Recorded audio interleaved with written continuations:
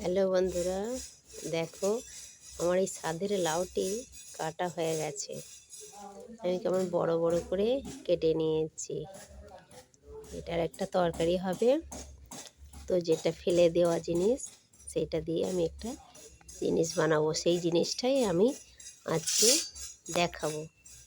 এই যে লাউয়ের সাথে যেমন আলু দিয়েছি বড় বড় করে কেটে, একই রকম সাইজ আলুরও যেমন সাইজ, আর তেমন এই যে কেটে নিয়েছি টুকরো টুকরো করে। আর এই যে খোলাগুলি পড়ে আছে আলুর খোলা, সেইগুলো দিয়ে এমন একটা জিনিস বানাবো, সেটা দিয়ে এক থালা ভাত খাওয়া যাবে।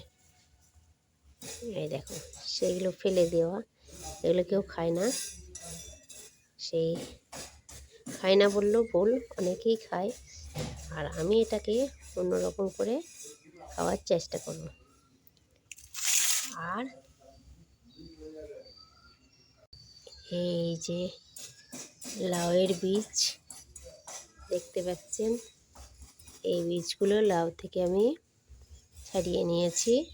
এই লাউয়ের বীজগুলো কিভাবে তরকারি বানাবো সেটা দেখাবো।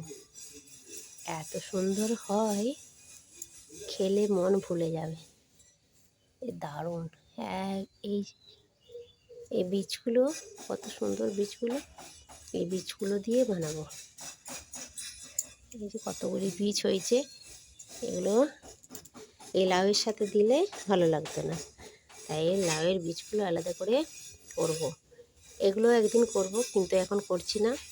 তাই জন্যে এটা একটু মোটা হয়ে গেছে, এর জন্য এটা করা যাবে না, তাই এটা করছি না।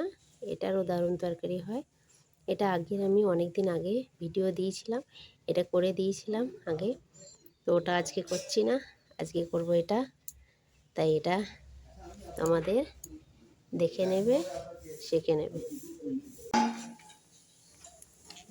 প্রথমে লাউয়ের বীজগুলোকে ভালোভাবে ধুয়ে নিতে হবে, ধুয়ে পরিষ্কার করে নিয়ে তারপর সেই রান্নাটি করতে হবে।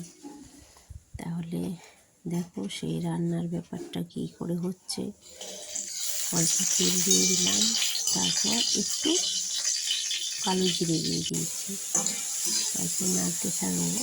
নাড়তে থাকার পর এরপর একটু হলুদ আর একটু লঙ্কার গুঁড়ি দিয়ে দিলাম।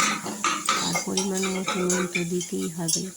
তারপর এখানে সেই সর্ষে একটু কষার পর সর্ষে নেওয়া হলো, তারপর ওই সর্ষে বাটার জলটা দিয়ে দিতে হবে। এই দেখো সর্ষে বাটার জলটা আমি দিয়ে দিচ্ছি। তো সর্ষে বাটার জলটা দিয়ে দেওয়ার পর এত সুন্দর স্বাদ আসবে, মানে এক থালা ভাত তো খাবেই, মানে এটা দিয়েই সব খেয়ে দিতে পারবে। কিন্তু তবুও সব তরকারি তো করতেই হবে। এই যে আমার এই তরকারিটা করতেই থাকি, ফুটতে শুরু করে দিয়েছে।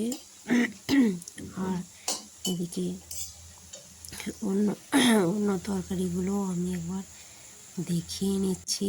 তার মধ্যে হয়েছে চচ্চড়ি, ডাঁটা, এখন তো প্রচুর ডাঁটা, তাই ডাঁটা দিয়ে আলু দিয়ে বেগুন দিয়ে চচ্চড়ি। আর হয়েছে এখানে মাশরুম ছাতুর ঝাল, সেটা অবশ্য প্রত্যেক দিনই আছে সামান্য পরিমাণে। আর আছে এখানে কলাইয়ের ডাল, কারণ চচ্চড়ির সাথে কলাইয়ের ডালটাই ভালো লাগে। আরও হয়েছে এখানে কুমড়ো পুঁই শাক ঘন্ট বড়ি দিয়ে, অনেকগুলোই তরকারি হয়েছে। আর আলু সিদ্ধ তো মাস্ট থাকবেই, এটা যে যার খাবে। আর এখানে আছে বড়ি ভাজা, দেশি বড়ি ভাজা সামান্য পরিমাণে আছে। আর আছে এখানে আছে চাটনি, ওখানে আছে লঙ্কা ভাজা। আর এটা তো আছে সেই আচার, সেই আচারটা হচ্ছে কিসের বলতো, সেই যে চালদার আচার। আর এখানে তরকারিটিও হয়ে এসছে, সেই লাউ মাছের তরকারি।